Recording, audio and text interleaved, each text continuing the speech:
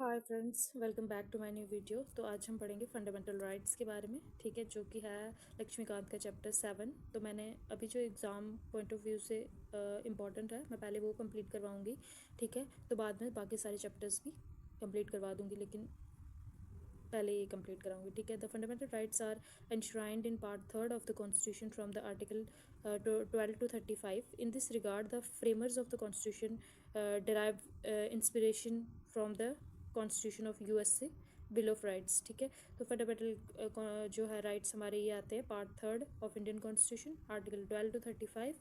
और लिया कहाँ से है? यूएसए के बिल ऑफ राइट्स से, ठीक है। हमारे फंडामेंटल राइट्स लिए गए हैं। Part third of the constitution is rightly described as Magna Carta of India. तो पार्ट थर्ड हमारे कॉन्स्टिट्यूशन का जो है, इसको मैग्ना कार्टा ऑफ इंडिया बोला जाता है। मैग्ना कार्टा एक सेट ऑफ रूल्स था जो किंग जॉन ने इशू किया था, ठीक है। ये बहुत पहले की बात है, तो उससे कंपेयर किया जाता है इसको। आई थिंक 1200 समथिंग की बात है, ठीक है। It contain a very long and comprehensive list of justiciable fundamental rights. तो हमारे जो फंडामेंटल राइट्स हैं वो जस्टिसेबल हैं, कि उसके बेसिस पे लोगों को अगर जस्टिस मिल सकता है, अगर उनको कहीं भी किसी तरह का मतलब कोई उनके साथ गलत चीज़ हो रही है, तो उनके फंडामेंटल राइट्स अगर वायलेट हो रही है, तो वो ये जस्टिसेबल है, ठीक है, जस्टिस प्रोवाइड करते हैं। In fact, the fundamental rights in our constitution are more elaborated than found in the constitution of any other country in the world, including USA, ठीक है।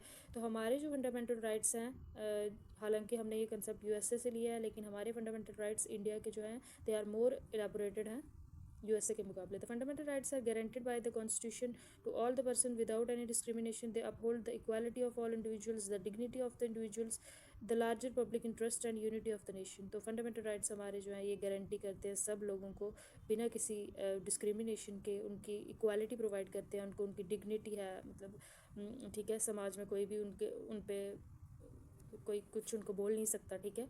उनकी भी सेल्फ रिस्पेक्ट है, और एक बहुत बड़े पब्लिक इंटरेस्ट को देखते हुए फंडामेंटल राइट्स को बनाया गया है, ठीक है, और नेशन की यूनिटी को देखते हुए, ठीक है। Next is the fundamental rights are meant for promotion and ideal of public democracy. They prevent the political democracy. They prevent the establishment of an authoritarian and despotic rule in the country, and protect the liberty and freedom of the people against the invasion by the state. They operate as limitation on the tyranny of executive and arbitrary laws of the legislature. In short, they aim to establish government of laws, not of man. तो इनको establish करना है mainly government of laws, और लोगों की government, मतलब किसी आदमी की गवर्नमेंट स्पेसिफिक जो है वो नहीं चाहिए इनको, मतलब डिक्टेटरशिप नहीं है, नहीं चलेगी यहाँ पे, लोगों का राज होगा, ठीक है। The fundamental rights are meant for promotion of ideal political democracy. तो इन्होंने पॉलिटिकल डेमोक्रेसी जो है वो लोगों को प्रोवाइड की है, कि मतलब कोई भी मतलब आपका गलत पॉलिटिकल मतलब आप पे कोई भी कुछ भी नहीं लगा सकता, ठीक है। तो आप अपने रूल्स जो हैं, अपने लॉज हैं, अगर आपको अच्छे से पता है तो आप उनके खिलाफ जा सकते हो, ठीक है। अगर कोई भी मतलब वायलेट करने की कोशिश करता है इनको, तो आप उनको जाके कोर्ट में जाके उनके खिलाफ कर सकते हो जो भी आपको करना है। They prevent the establishment. अब इनको इस्टेब्लिश नहीं करनी अथॉरिटेरियन या डेस्पोटिक की, मतलब किसी एक बंदे का रूल कंट्री में इस्टेब्लिश नहीं करना है इनको, ठीक है। एंड प्रोटेक्ट द लिबर्टी, और लोगों की फ्रीडम को प्रोटेक्ट करना इनका काम है, और ताकि कोई मतलब स्टेट गवर्नमेंट ही जो है वो इनका इन्वेजन ना करे, तो लोगों के पास भी पावर होनी चाहिए, ठीक है। The fundamental rights are named so because they are guaranteed and protected by constitution which is the fundamental law of the land, but which is the fundamental law of the land. They are fundamental also in sense that they are most essential for all round development of the individual. तो fundamental rights जो है हमारे, ये हमारी guarantee करते हैं हमारी protection की, ठीक है। और बाय द कॉन्स्टिट्यूशन, देखिए जो कॉन्स्टिट्यूशन बना हुआ है वो तुम्हारी प्रोटेक्शन करेगा, तुम इंडिविजुअल्स की प्रोटेक्शन करेगा, तुम पे कोई गलत कुछ नहीं हो सकता तुम्हारे साथ, तुम्हारे पास फंडामेंटल राइट्स हैं, ठीक है। राइट टू इक्वालिटी है, राइट टू फ्रीडम है, तुम जो चाहे कर सकते हो, ठीक है। तो नेक्स्ट अब हम राइट्स के बारे में पढ़ेंगे, ठीक है। Originally the constitution provided for 7 fundamental rights से पहले हमारे पास, ठीक है, लेकिन अब राइट टू प्रॉपर्टी जो है वो हट चुका है, तो अब हमारे पास रह गया सिर्फ 6 ही, ठीक है। तो सबसे पहले आता है, आपको ऐसे याद रखना है कैसे है, ठीक है, ई एफ और फिर लास्ट में जो है वो सी आएगा, ठीक है। ई एफ और ई और फिर से सी, ई एफ सी, ई और सी लास्ट में, ठीक है। ई से स्टार्ट होता है पहला हमारा राइट जो है, राइट टू इक्वालिटी, ठीक है। इक्वालिटी उसमें आएंगे हमारे, और उसमें इसमें कितने आर्टिकल आएंगे वो आपको बाद में बताती हूँ। पहले आप ई एफ ई और सी वाला, ये सी से याद रखने हैं आपने, 6 हमारे जो ये फंडामेंटल राइट्स है। पहला है राइट टू इक्वालिटी, ई से, राइट टू फ्रीडम एफ से, राइट अगेंस्ट एक्सप्लॉयटेशन ई से, right to freedom of religion F से, ठीक है। कल्चरल एंड एजुकेशनल राइट ये आ गया हमारा, सॉरी ई एफ सी सी, ठीक है। तो कल्चरल एंड एजुकेशन राइट, और उसके बाद राइट टू कॉन्स्टिट्यूशनल रेमेडीज़ ये आ गया हमारा, मैंने आपको बता दिया तरीका ई एफ सी सी, ठीक है। तो अब हम बोल सकते हैं right to equality, right to freedom, right against exploitation, right to freedom of religion, और cultural and educational right, and right to constitutional remedies, ठीक है। अब हमने कैसे सीखना है कि ये हमारा 14 to 18 जो है ये आर्टिकल्स जो हैं राइट टू इक्वालिटी में आएंगे, 19 to 22 राइट टू फ्रीडम में आएंगे। इसके लिए मैं आपको ट्रिक बताती हूँ, ठीक है। तो हम राइट टू इक्वालिटी में से लेंगे इक्वल वर्ड को, तो इसमें आएंगे हमारे 5 आर्टिकल्स, है तो 12 से 35 लेकिन स्टार्ट होते हैं हमारे 14 से, ठीक है। तो इसमें आएंगे 5 हमारे इक्वल वर्ड ले लो, इसमें से राइट टू इक्वालिटी में से पहला, ठीक है, उसमें आएंगे 5, 14, 15, 16, 17, 18, 5 आर्टिकल आएंगे, ठीक है। उसके बाद दूसरे में से राइट टू फ्रीडम में से फ्री वर्ड ले लो, ठीक है, इसमें आएंगे हमारे चार, ठीक है, 19, 20, 21, 22 आर्टिकल, ठीक है। उसके बाद राइट अगेंस्ट एक्सप्लॉयटेशन में से आपको एक्स वर्ड लेना है, ठीक है, और इसमें आएंगे हमारे सिर्फ 2 ही, 23 और 24।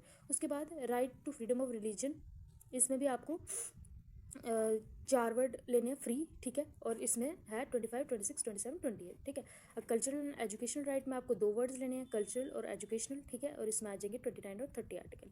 उसके बाद आ गया राइट टू प्रॉपर्टी, तो हट चुका है, अब हमारा 6th ये है राइट टू कॉन्स्टिट्यूशनल रेमेडीज़, तो इसमें आता है आर्टिकल 32, और 33, 34 और 35 जो है वो अलग से हैं, वो अलग से मैं आपको बताऊंगी, ठीक है। However the right to property was deleted from the list of fundamental rights by 44th amendment act 1978, ठीक है। 44th अमेंडमेंट एक्ट 1978 में हमारा जो राइट टू प्रॉपर्टी एक्ट था 31 आर्टिकल में, तो उसको जो है अब बना दिया है legal right under article 300A in part 12 of the constitution, ठीक है। 44th अमेंडमेंट 1978 से जो है हमारे इसको राइट टू प्रॉपर्टी एक्ट को हटा दिया गया था, और अब इसको है article 300A in part 12 of the Indian constitution में रखा गया है, ठीक है। अब हम पढ़ेंगे features of the fundamental rights के फीचर्स क्या हैं।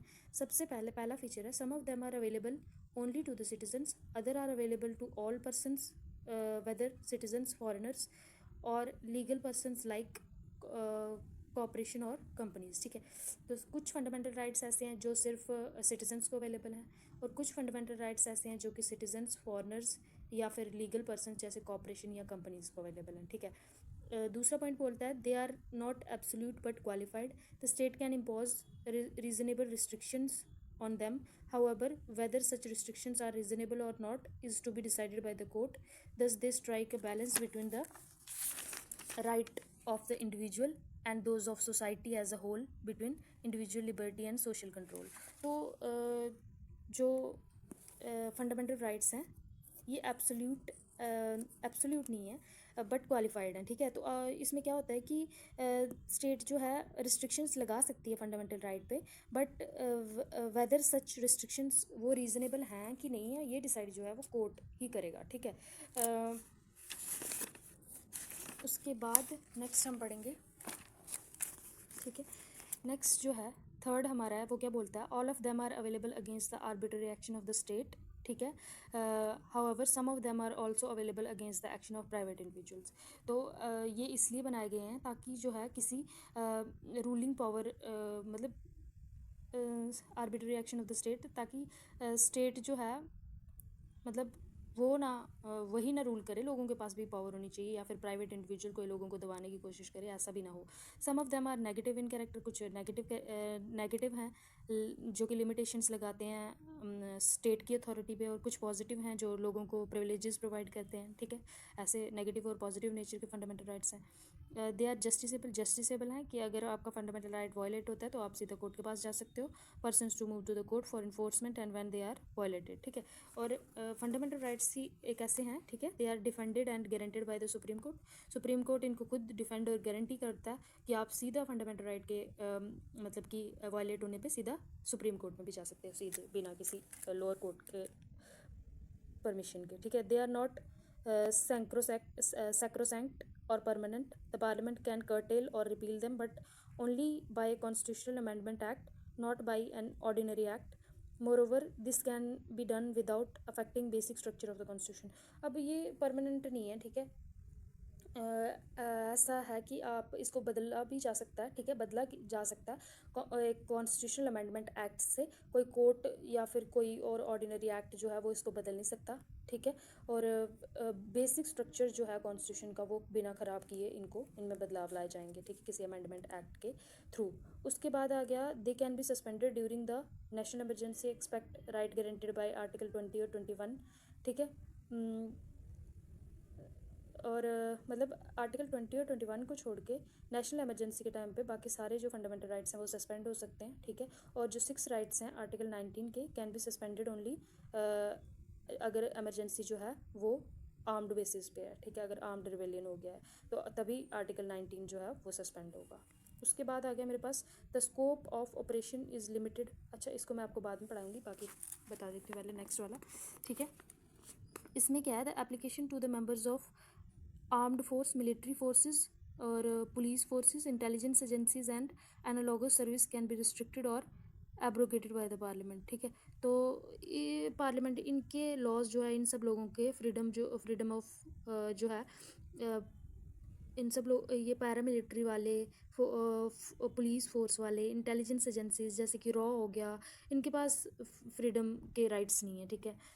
जैसे कि वो कभी भी कोर्ट जो है वो इनसे मतलब कोर्ट के हाथ में होता है, ठीक है। तो इनके फंडामेंटल राइट्स जो हैं वो एक हिसाब से नहीं है इनके पास, क्योंकि ये कुछ भी, फॉर एग्जांपल कोई रॉ का बंदा है तो अगर उसके पास फंडामेंटल राइट है तो वो जब चाहे उसकी सीक्रेट जो इन्फॉर्मेशन है किसी के साथ भी शेयर कर देगा, ठीक है। तो इनके रिस्ट्रिक्टेड होते हैं fundamental rights. 11, the application can be restricted while martial law is in force in any area. Martial law means military rule imposed under abnormal circumstances to restore order. It is different from the imposition of national emergency. Martial law के time पे किसी भी area में जो है सारे fundamental rights फिर छिन जाते हैं, ठीक है। मिलिट्री रूल आ जाता है जब तो फिर मतलब मिलिट्री वाले, जैसे पाकिस्तान में मार्शल लॉ लग चुका है बड़ी बारी, बट इंडिया में कभी मार्शल लॉ नहीं लगा है, तो वो किसी को भी गोली शोली मार सकते हैं, उसमें उनको फिर कोई रोक नहीं सकता, ठीक है। Most of them are directly enforceable while a few of them can be enforce on the basis of law. Such a law can be made only by the parliament and not by state legislature, so that uniformity throughout the country is maintained. Most of them are directly enforceable, while a few of them can be enforced on the basis of law made for giving effect to them. तो fundamental rights जो हैं ये सिर्फ parliament ही मतलब law बना सकती है इसके बारे में, और कोई जो है वो लॉ नहीं बना सकता। Thank you guys. Next video में बताऊंगी डेफिनेशन ऑफ स्टेट के बारे में और पढ़ाऊंगी आपको फंडामेंटल राइट्स।